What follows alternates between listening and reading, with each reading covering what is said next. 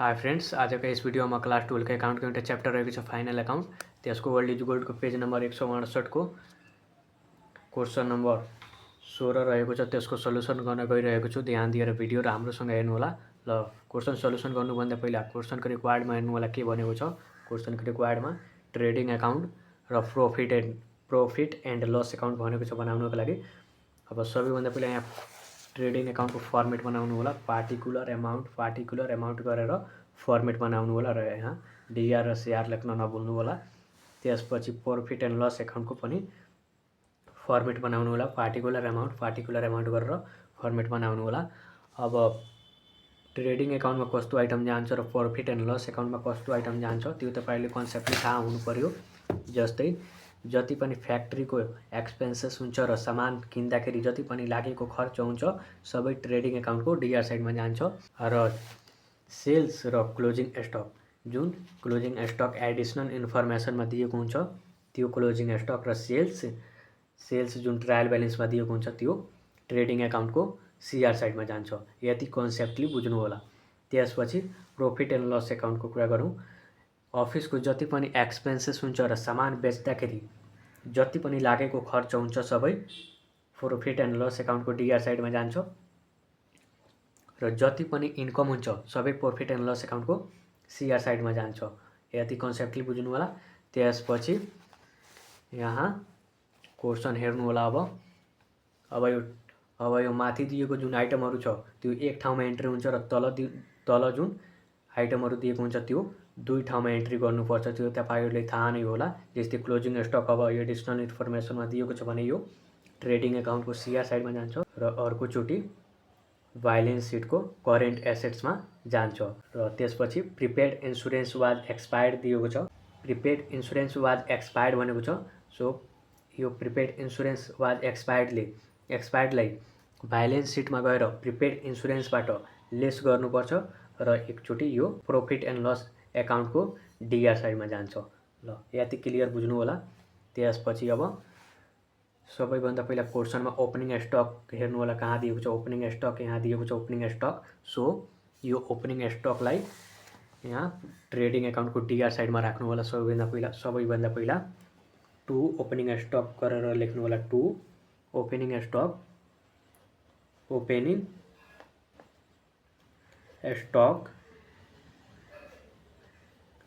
अब ओपनिङ स्टकको अमाउन्ट कति दिएको छ त्यो हेर्नु होला।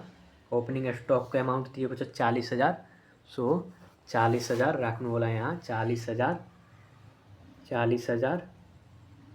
ल त्यसपछि यो ओपनिङ स्टक भयो।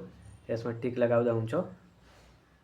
ल ओपनिङ स्टक भयो र त्यसपछि अब माथिदेखि हेर्नु होला। यो प्रिपेड इन्स्योरेन्स यो एसेट्स हो। यो बैलेन्स शीटमा जान्छ र त्यसपछि सेल्स रेभिन्यू। अब यो सेल्स यो ट्रेडिङ अकाउन्टको सीआर साइडमा जान्छ। Sales revenue by sales revenue गरेर लेख्नु होला। बाई सेल्स लेख्दा पनि हुन्छ। बाई सेल्स रेभिन्यू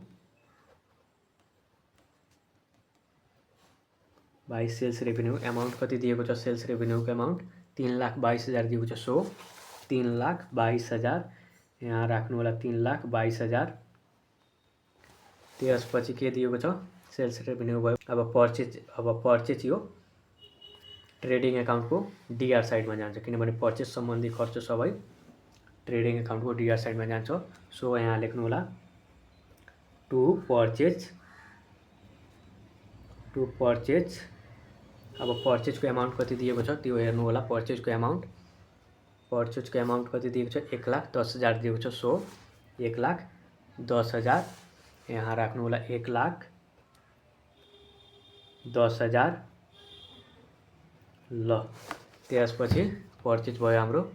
अब के दिएको छ सैलरीज एक्सपेन्सेस। अब यो सैलरीज एक्सपेन्सेस अफिसको खर्च हो। यो प्रॉफिट एन्ड लस अकाउन्टको डीआर साइडमा जान्छ। सो यहाँ लेख्नु होला टु सैलरीज एक्सपेन्सेस।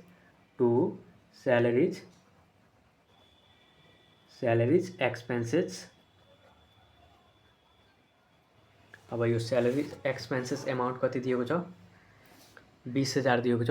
सो 20,000 यहाँ राख्नु होला 20,000। त्यसपछि स्यालेरिज भयो। त्यसपछि ओपनिङ स्टक दिएको छ, ओपनिङ स्टक भइसकेको छ। त्यसपछि इन्ट्रेस्ट एक्सपेन्सेस, यो पनि अफिसको खर्च हो। सो प्रॉफिट एन्ड लस एकाउन्टको डिआर साइडमा जान्छ। टु इन्ट्रेस्ट एक्सपेन्सेस भनेर लेख्नु होला। टु इन्ट्रेस्ट एक्सपेन्सेस एमाउन्ट कति दिएको छ? एमाउन्ट दिएको छ 9,000 दिएको छ। सो 9,000 यहाँ लेख्नु होला 9,000। ल त्यसपछि के दिएको छ? रेन्ट एक्सपेन्सेस, यो पनि अफिसको खर्च हो। सो यो प्रॉफिट एन्ड लस एकाउन्टको डिआर साइडमा जान्छ। टु रेन्ट एक्सपेन्सेस लेख्नु होला। Rent expenses, to rent expenses amount कति दिएको छ? 24,000 दिएको छ। सो 24,000 यहाँ राख्नु होला 24,000। त्यसपछि अब यो एडिसनलको हेर्नु होला। एडिसनलको क्लोजिङ स्टक। अब यो क्लोजिङ स्टक एडिसनलमा दिएको छ भने यो ट्रेडिङ एकाउन्टको सिआर साइडमा पनि जान्छ। सो यहाँ लेख्नु होला बाई क्लोजिङ स्टक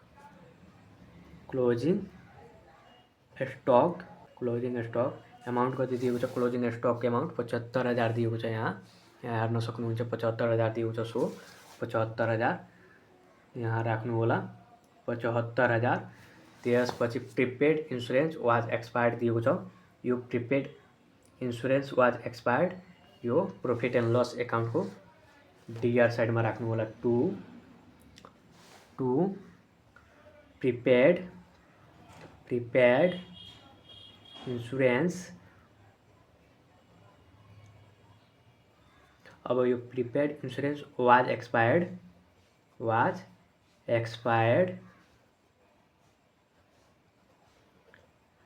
एमाउन्ट कति दिएको छ?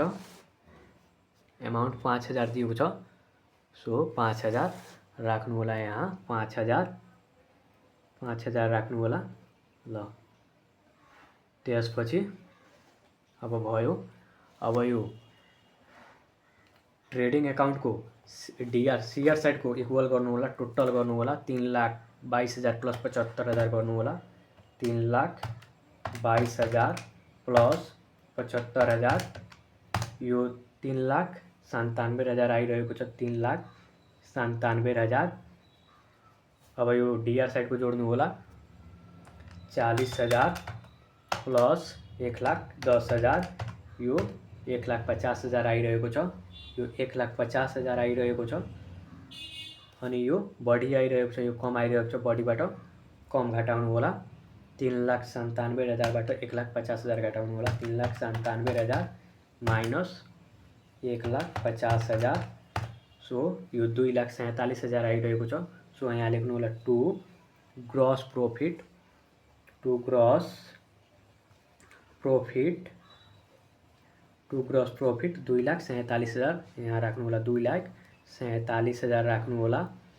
त्यसपछि अब यो ग्रस प्रॉफिटलाई प्रॉफिट एन्ड लस एकाउन्टको सिआर साइडमा बाई ग्रस प्रॉफिट भनेर राख्नु होला। By gross profit